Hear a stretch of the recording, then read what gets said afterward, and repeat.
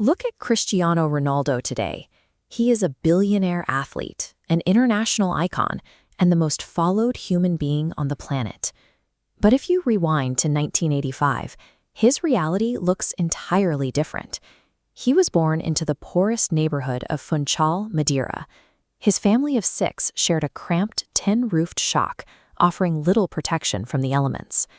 The deprivation was so severe that his mother, a cook and cleaner, seriously considered aborting him, fearing they simply couldn't afford another mouth to feed. Inside that home, the atmosphere was heavy. His father, Denise, had recently returned from fighting in the Portuguese colonial wars in Angola and Mozambique. Plagued by untreated trauma, he sought refuge in alcohol, leaving the family constantly on edge. In this environment, there was no safety net, no inheritance, and no backup plan. For the youngest child in the Aveiro household, kicking a football around the dirt streets became the only currency he had to escape his circumstances.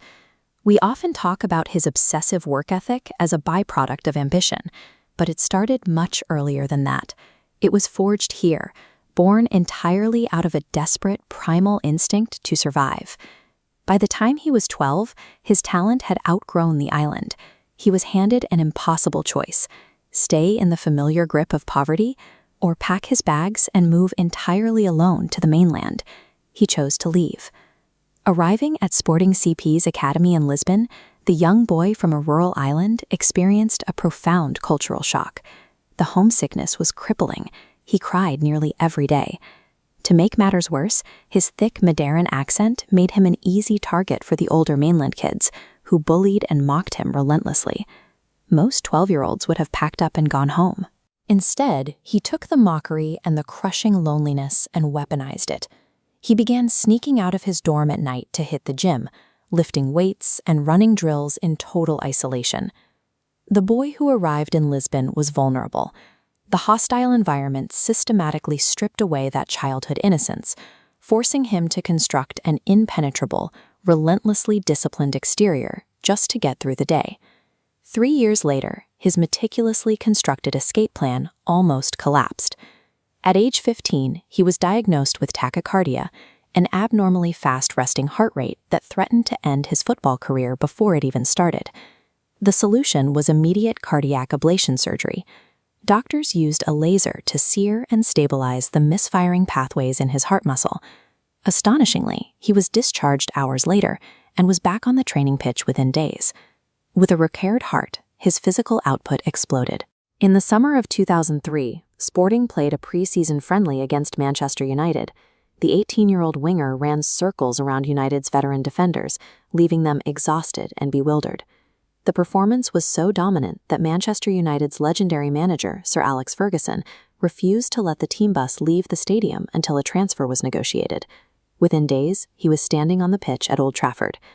Manchester United paid a record £12 million for the teenager, handing him the iconic number 7 shirt, a heavy burden worn by the club's greatest legends.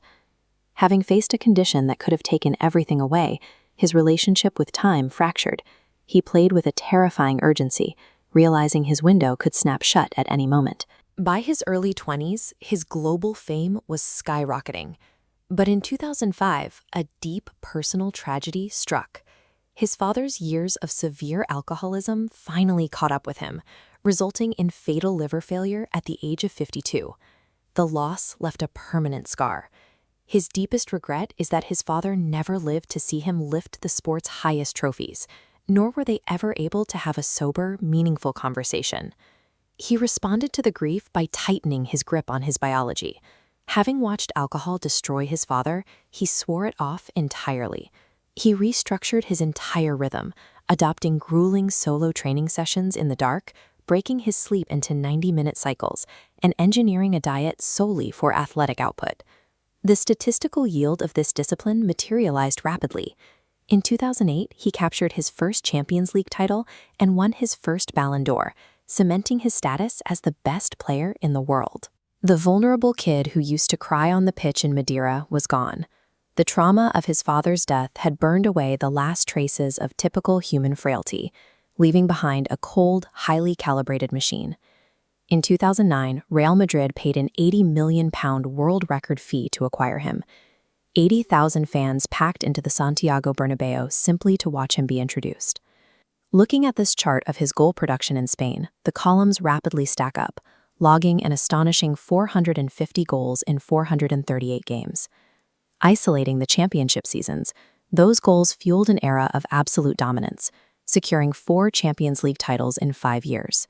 He didn't maintain this pace in a vacuum. He was pushed by a historic, decade-long rivalry with Lionel Messi, providing the exact external pressure required to force both athletes completely past normal human limits. But his impact eventually expanded beyond his own physical capabilities.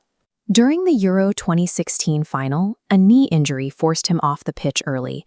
Instead of retreating to the bench, he paced the touchline, barking orders and organizing the defense with an intensity that pulled Portugal to their first major international trophy.